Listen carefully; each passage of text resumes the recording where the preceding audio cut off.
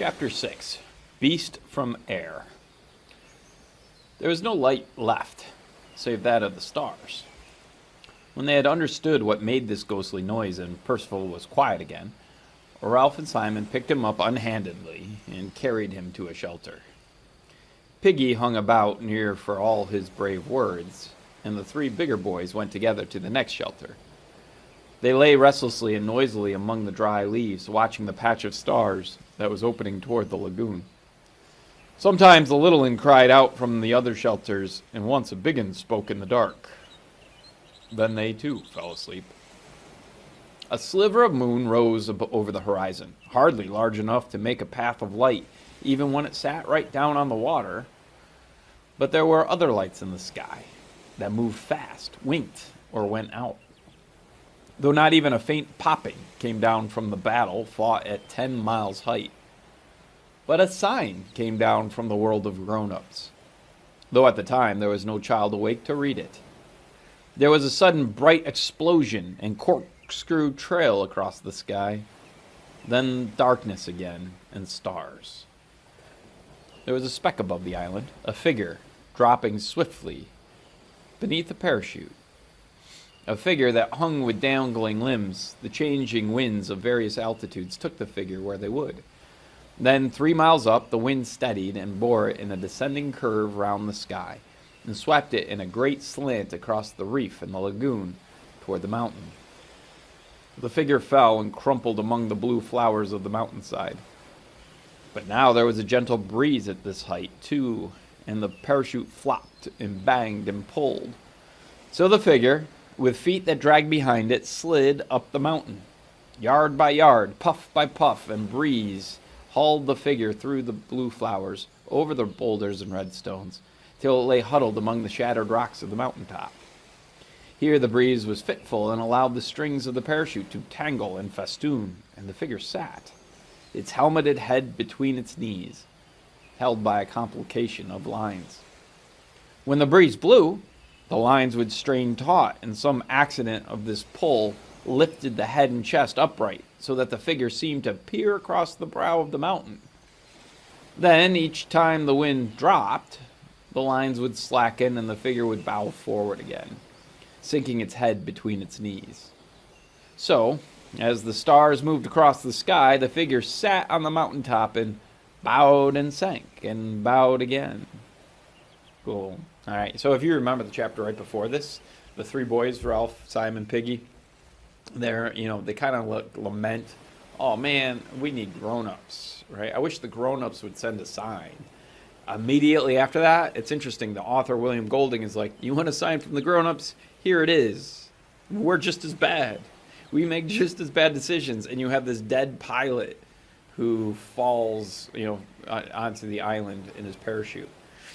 And it's an interesting image, right? That when the wind picks up, he kind of like pulls up, like a zombie, right? And then when the wind dies down, he falls back with his head between his knees. Some image there. Okay, well, in the darkness of early morning, there were noises by a rock a little way down the side of the mountain. 2 boys rolled out a pile of brushwood and dead leaves. 2 dim shadows talking sleepily to each other. They were the twins, on duty at the fire. In theory, one should have been asleep and one on watch. But they could never manage to do things sensibly if that meant acting independently. And since staying awake all night was impossible, they had both gone to sleep. Now they approached the darker smudge that had been the signal fire, yawning, rubbing their eyes, treading with practiced feet.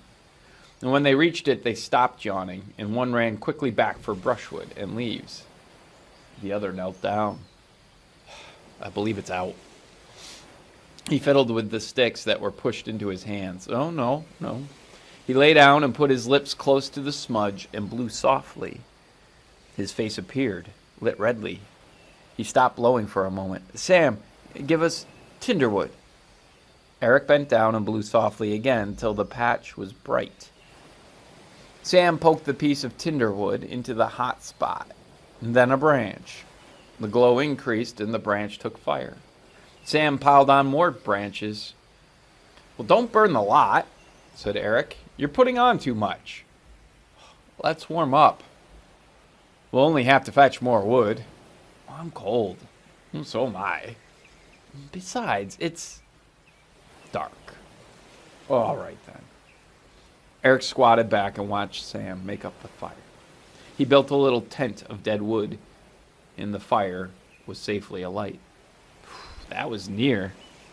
He'd have been waxy. Huh. And for a few moments, the twins watched the fire in silence, and then Eric sniggered, wasn't he waxy? About the fire and the pig. Lucky he went for Jack instead of us. Remember old Waxy at school? Boy, you are driving me slowly insane. If you haven't figured it out, waxy is a British word for angry, right? So they're talking about how angry Ralph would have been if they would have let the fire out. The twins shared their identical laughter and then remembered the darkness and other things and glanced around uneasily. The flames, busy about the tent, drew their eyes back again. Eric watched the scurrying woodlice that were so frantically unable to avoid the flames. Then he thought of the first fire, just down there on the steeper side of the mountain, where now was complete darkness. He did not like to remember it, and he looked away at the mountaintop. He's remembering Birthmark Kid, right? Warmth radiated now and beat pleasantly on them. Sam amused himself by fitting branches into the fire as closely as possible. Eric spread out his hands, searching for the distance at which the heat was just bearable. Idly looking beyond the fire, he resettled the scattered rocks from their flat shadows into daylight contours. Just there was the big rock, and the 3 stones there, that split rock, and there beyond was a gap, just there. Sam. Huh? Nothing. The flames were mastering the branches. The bark was curling and falling away, the wood exploding. The tent fell inwards and flung a wide circle of light over the mountaintop. Sam! Huh? Sam! Sam! Sam looked at Eric irritably. The intensity of Eric's gaze made the direction in which he looked terrible, for Sam had his back to it. He scrambled around the fire, squatted by Eric, and looked to see. They became motionless, gripped in each other's arms, 4 unwinking eyes aimed and 2 mouths open. Far beneath them, the trees of the forest sighed and then roared. The hair on their foreheads fluttered, and flames blew out sideways from the fire, and 15 yards away from them came the plopping noise of fabric blown open. Neither of the boys screamed, but the grip of their arms tightened and their mouths grew peaked. For perhaps 10 seconds they crouched like that while the flailing fire sent smoke and sparks and waves of inconstant light over the top of the mountain. Then, as though they had but one terrified mind between them, they scrambled away over the rocks and fled. Yeah, they see that dead parachutist, right? The wind comes up and he's like, oh no, I'd run too. I'm honest with you. I would run. I see some human figure in the dark kind of sit up like that. I'm out. I'm dipping. Now, Ralph was dreaming. He had fallen asleep after what seemed hours of tossing and turning noisily among the dry leaves. Even the sounds of nightmare from the other shelters no longer reached him, for he was back to where he came from, feeding the ponies with sugar over the garden wall. Then someone was shaking his arm, telling him that it was time for tea. Ralph, wake up. The leaves were roaring like the sea. Ralph, wake up! Huh? What's the matter? We saw the beast playing. Who are you? The twins? We saw the beast. Quiet. Piggy. The leaves were roaring still. Piggy bumped into him, and the twin grabbed him as he made for the oblong of the falling stars. You can't go out. It's horrible. Piggy, where are the spears? I can hear the... Quiet then. Lie still. They lay there, listening. At first with doubt, but then with terror to the description the twins breathed at them between bouts of extreme silence. Soon the darkness was full of claws, full of the awful unknown and menace.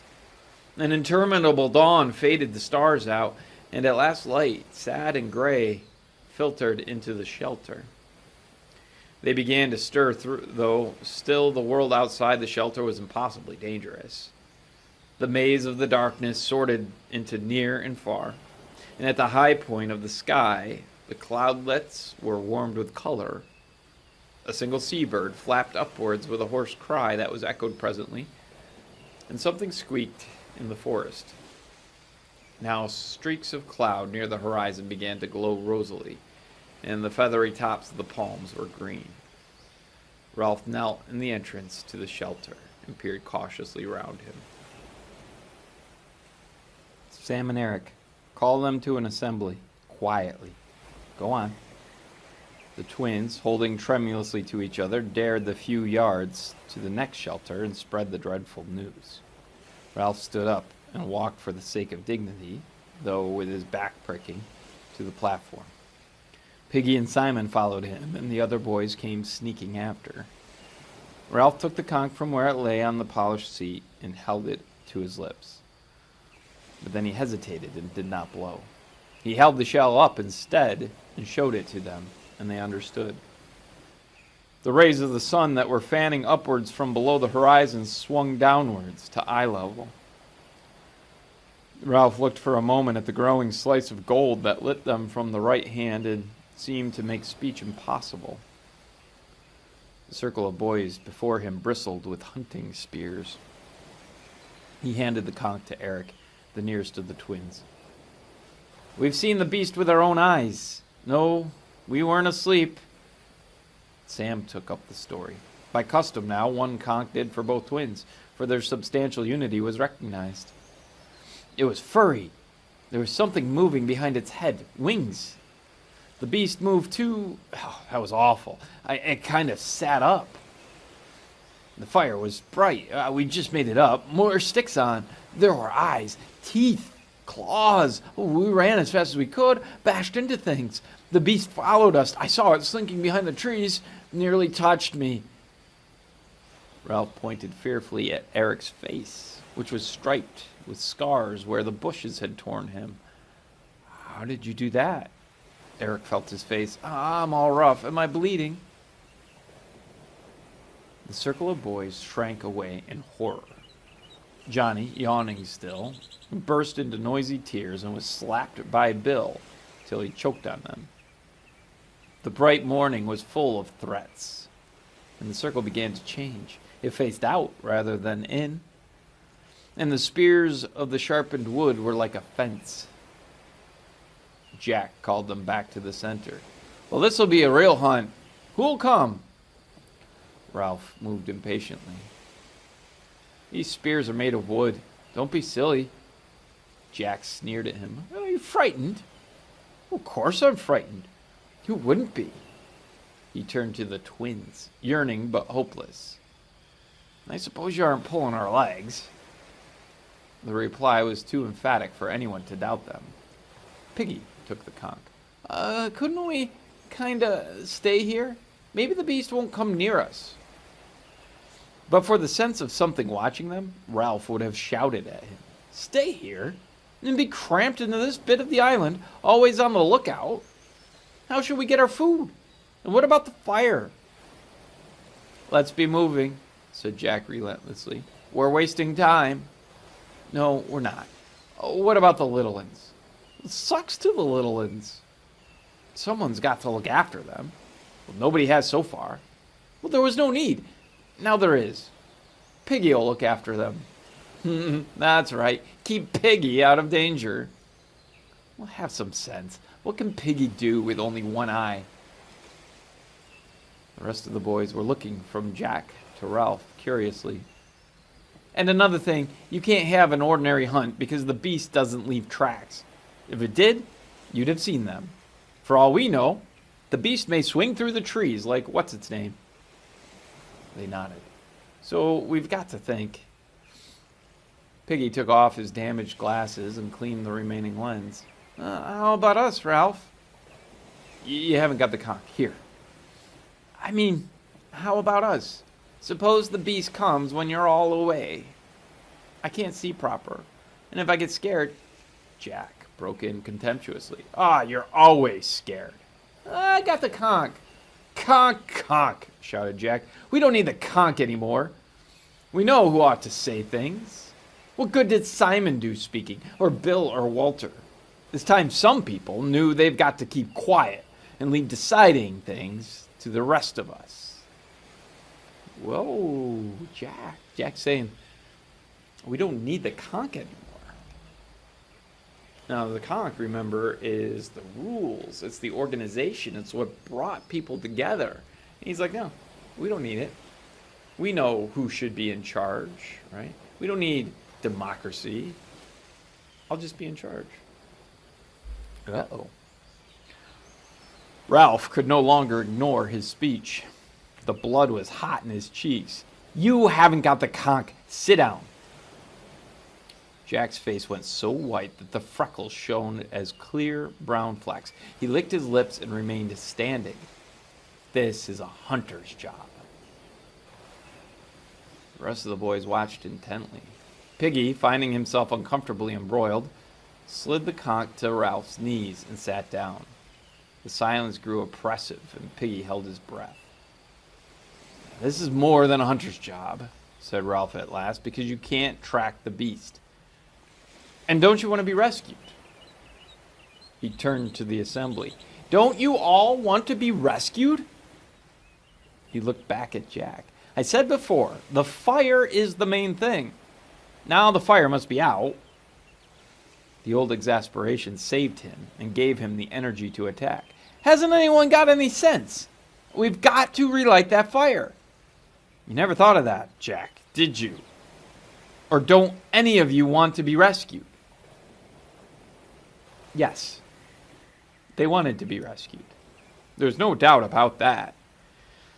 And with a violent swing back to Ralph's side, the crisis passed. Piggy let out his breath with a gasp, reached for it again, and failed. He lay against a log, his mouth gaping, blue shadows creeping around his lips. Nobody minded him. Yeah, he's having an asthma attack, can't get his breath. Nobody pays attention. Now think, Jack. Is there anywhere on the island you haven't been? Unwillingly, Jack answered. There's only... Oh, but of course. You remember? The tail end part, where the rocks are all piled up. I've been near there. The rock makes a sort of bridge. There's only one way up. And the thing might live there. All the assembly talked at once. All right, quiet. All right. That's where we'll look. If the beast isn't there, we'll go up the mountain and look, and light the fire. Well, let's go. We'll eat first, then go. Ralph paused. You better take spears. After they had eaten, Ralph and the Biggins set out along the beach. They left Piggy propped up on the platform. This day promised, like the others, to be a sunbath under a blue dome. The beach stretched away before them in a gentle curve till perspective drew it to one with the forest. For the day was not advanced enough to be obscured by the shifting veils of mirage. Now, under Ralph's direction, they picked up a careful way along the palm terrace, rather than dare the hot sand down by the water. He let Jack lead the way, and Jack trod with theatrical caution, though he could have seen an enemy 20 yards away. Ralph walked in the rear, thankful to have escaped responsibility for a time. Simon, walking in front of Ralph, felt a flicker of incredulity. A beast with claws that scratched, that sat on a mountaintop, that left no tracks and yet was not fast enough to catch Sam and Eric. However, Simon thought of the beast. There rose before his inward sight the picture of a human, at once heroic and sick. He sighed. Other people could stand up and speak to an assembly, apparently, without that dreadful feeling of the pressure of personality. Could say what they would as though they were speaking to only one person. He stepped aside and looked back. Ralph was coming along, holding his spear over his shoulder. Diffidently, Simon allowed his pace to slacken until he was walking side by side with Ralph, and looking up at him through the coarse black hair that now fell to his eyes. Ralph glanced sideways, smiled constrainedly as though he had forgotten that Simon had made a fool of himself, and then looked away again at nothing. For a moment or two, Simon was happy to be accepted. And then he ceased to think about himself. Well, when he bashed into a tree, Ralph looked sideways impatiently, and Robert sniggered. Simon reeled, and a white spot on his forehead turned red and trickled. Ralph dismissed Simon and returned to his personal hell.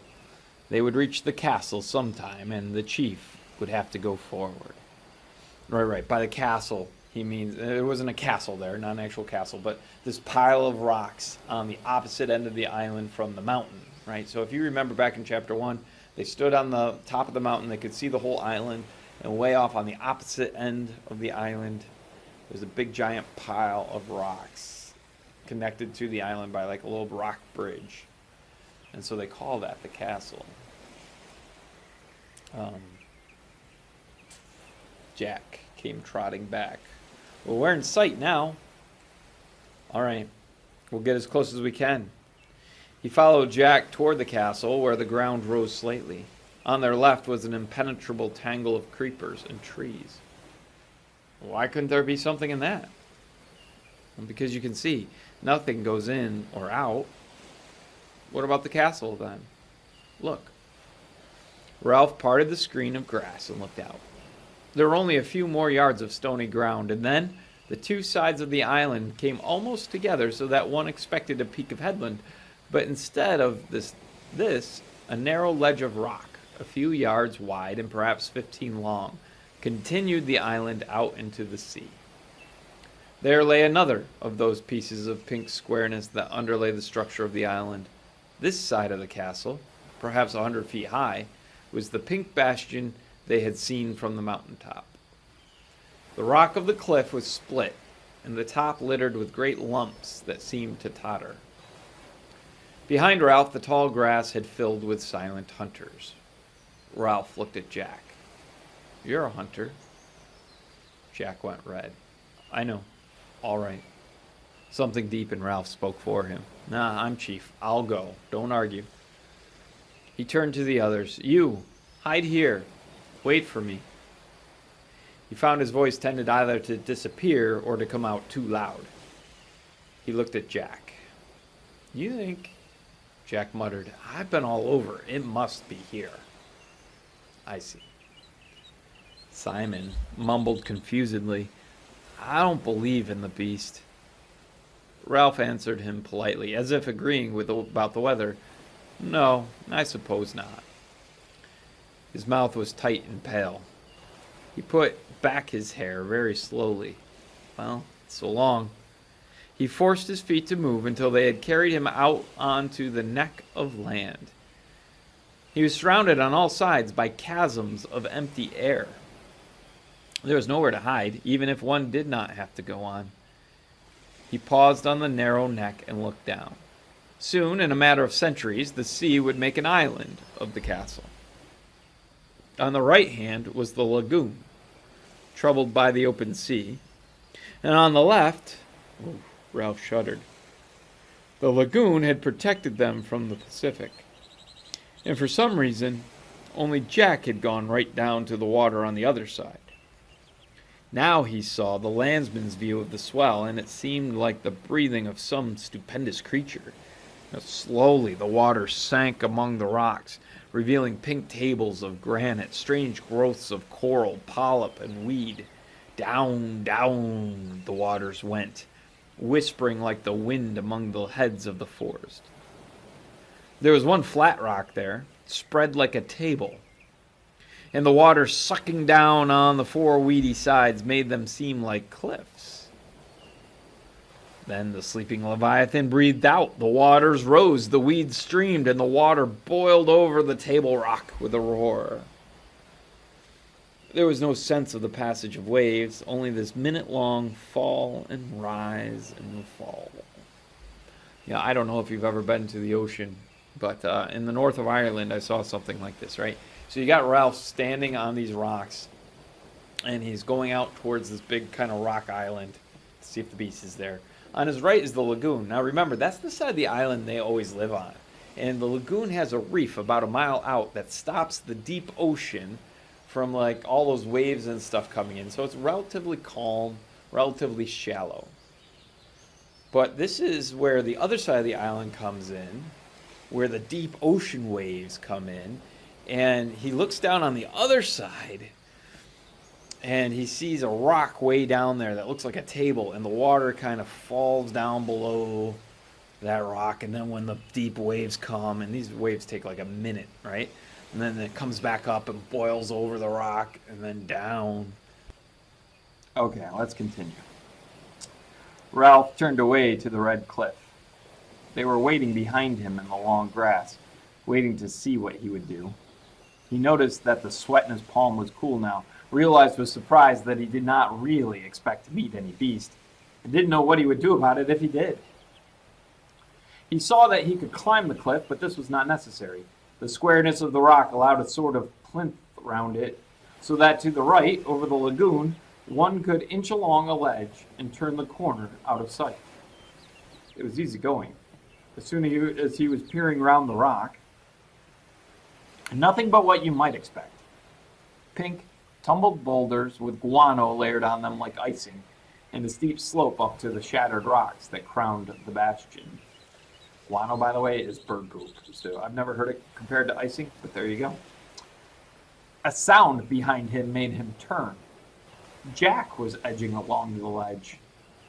I couldn't let you do it on your own. Ralph said nothing. He led the way over the rocks, inspected a sort of half-cave that held nothing more terrible than a clutch of rotten eggs, and at last sat down, looking round him and tapping the rock with the butt of his spear. Jack was excited. Oh, what a place for a fort! A column of spray wetted them. Well, there's no fresh water. Well, what's that then? There was indeed a long green smudge halfway up the rock. Well, they climbed up and tasted the trickle of water. You could keep a coconut shell there, filling all the time. Not me. This is a rotten place. Side by side, they scaled the last height to where the diminishing pile was crowned by the last broken rock. Jack struck the near one with his fists, and it grated slightly. Do you remember? Consciousness of the bad times in between came to them both. Of the bad times between what? Here he's remembering in chapter 1 when they first climbed the mountain and they pushed the rock down the hill just for fun together, right? But Jack talked quickly. Well, shove a palm trunk under that, and if an enemy came, look! 100 feet below them was the narrow causeway, then the stony ground, then the grass dotted with heads, and behind that the forest. One heave, cried Jack, exulting, and whoo-hoo! He made a sweeping movement with his hand. Ralph looked toward the mountain. Whoa, Jack, hold on. So Jack's like, yeah, we could go all Wile E. Coyote, right, and put a lever under there and push this rock down onto the bridge to take out any enemies. But the good question is, we have no enemies, right? Everybody on this island is on the same team, right, Jack? Right? There's no enemies. But... What's the matter? Ralph turned. Why? You were looking. I don't know why. Well, there's no signal now. Nothing to show. You're nuts on the signal. The taut blue horizon encircled them, broken only by the mountaintop. Well, that's all we've got. He leaned his spear against the rocking stone and pushed back 2 handfuls of hair. We'll have to go back and climb the mountain. That's where they saw the beast. Well, the beast won't be there. What else can we do? The others, waiting in the grass, saw Jack and Ralph unharmed and broke cover into the sunlight. Well, they forgot the beast in the excitement of exploration. They swarmed across the bridge and soon were climbing and shouting. Ralph stood now, one hand against an enormous red block, a block large as a mill wheel that had been split off and hung, tottering. Somberly he watched the mountain. He clenched his fist and beat hammer-wise on the red wall at his right. His lips were tightly compressed and his eyes yearned beneath the fringe of hair. Smoke. He sucked his bruised fist. Jack, come on. But Jack was not there. A knot of boys, making a great noise that he had not noticed, were heaving and pushing a rock. As he turned, the base cracked and the whole mass toppled into the sea, so that a thunderous plume of spray leapt halfway up the cliff. Stop it! Stop it! His voice struck a silence among them. Smoke! A strange thing happened in his head. Something flittered there in front of his mind like a bat's wing, obscuring his idea. Smoke! At once the ideas were back, and the anger. We want smoke. And you go wasting your time. You roll rocks. Roger shouted, We've got plenty of time. Ralph shook his head. We'll go to the mountain. The clamors broke out. Some of the boys wanted to go back to the beach. Some wanted to roll more rocks. The sun was bright and danger had faded with the darkness. Jack, the beast might be on the other side. You can lead again. You've been. Well, we could go by the shore. There's fruit. Bill came up to Ralph. Well, why can't we stay here for a bit? Yeah, that's right. Let's have a fort. There's no food here, said Ralph, and no shelter. Not much fresh water. Oh, this would make a wizard fort. Yeah, we could roll rocks right onto the bridge. I say we'll go on, shouted Ralph furiously. We've got to make certain. We'll go now. Oh, let's stay here. Back to the shelter. I'm tired. No. Ralph struck the skin off his knuckles. They did not even seem to hurt. I'm chief. We've got to make certain. Can't you see the mountain? There's no signal showing. There may be a ship out there. Are you all off your rockers? Mutinously, the boys fell silent or muttering. You know what the word mutinous means? Like to overthrow. To take, pirates would mutiny. They would take the captain of the ship and they would overthrow him and take charge instead. Jack led the way down the rock and across the bridge. Okay, on to chapter 7.